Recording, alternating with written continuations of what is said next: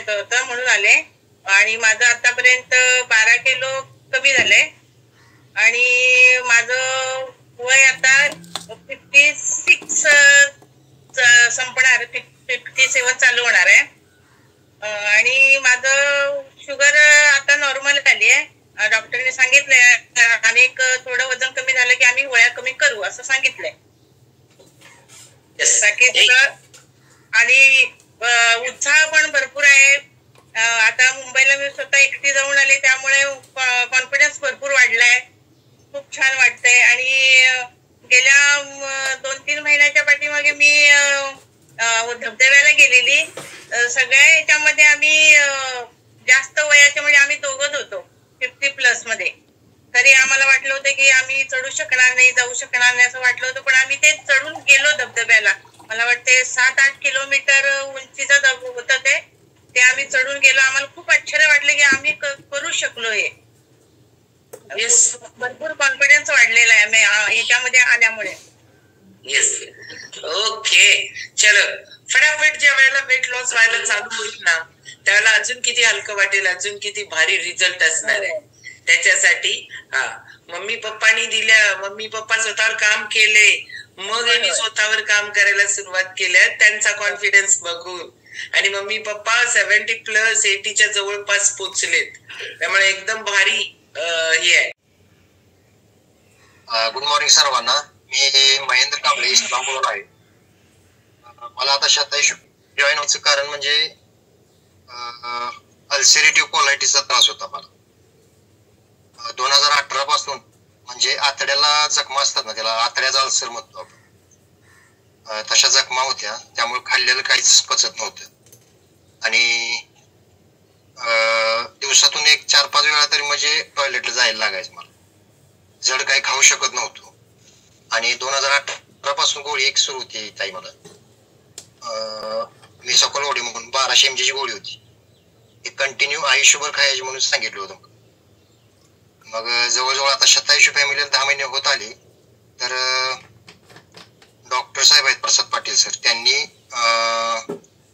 6 महिने आम्ही जो आहार देतोय त्या माध्यमातून तुमच्या जखमा पूर्णपणे आम्ही बऱ्या करू शकतो असं त्यांनी सांगितलं.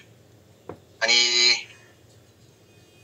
आम्हाला म्हणजे डॉक्टर साहेबांना गाठ घालून द्यायची काम म्हणजे आमचे भाऊजी विजय कांबळे सर, मुंबई बदलापूरला असतात ते, त्यांनी आम्हाला जॉईन करून दिलं.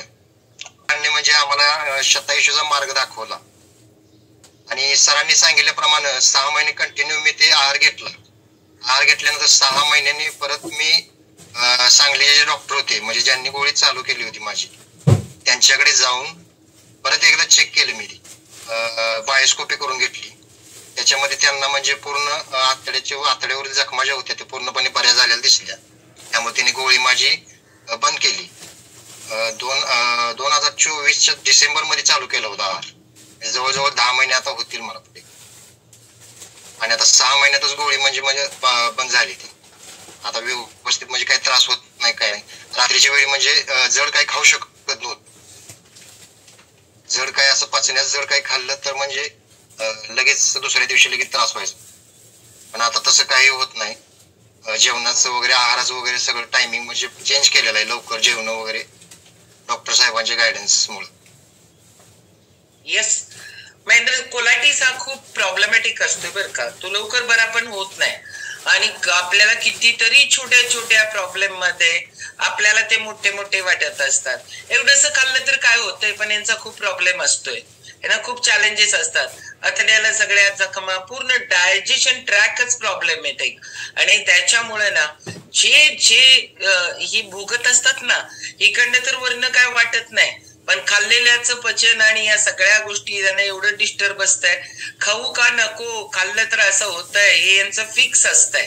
त्यामुळे खूप भारी रिझल्ट आलाय महेंद्र सरांचा. आणि त्यांच्या गोळ्या त्यांच्या डॉक्टरांनी बंद केल्या. लाईफस्टाईल मध्ये छोटे छोटे चेंज हे खूप मोठा बदल घडवतात.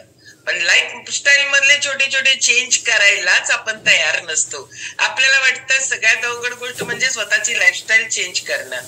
सगळ्यात सोपी दुनियेतली सगळ्यात गोष्ट कुठली असेल तर लाईफस्टाईल चेंज करून आपण आपल्या कितीतरी चॅलेंजेस ना लांब ठेवू शकतो. गायडन्स मुळे हे झालं बघा. मला एवढा आनंद झाला नाही गोळी बंद झाली. हे म्हणजे आता 35व्या वर्षीच म्हणजे गोळी चालू झाली.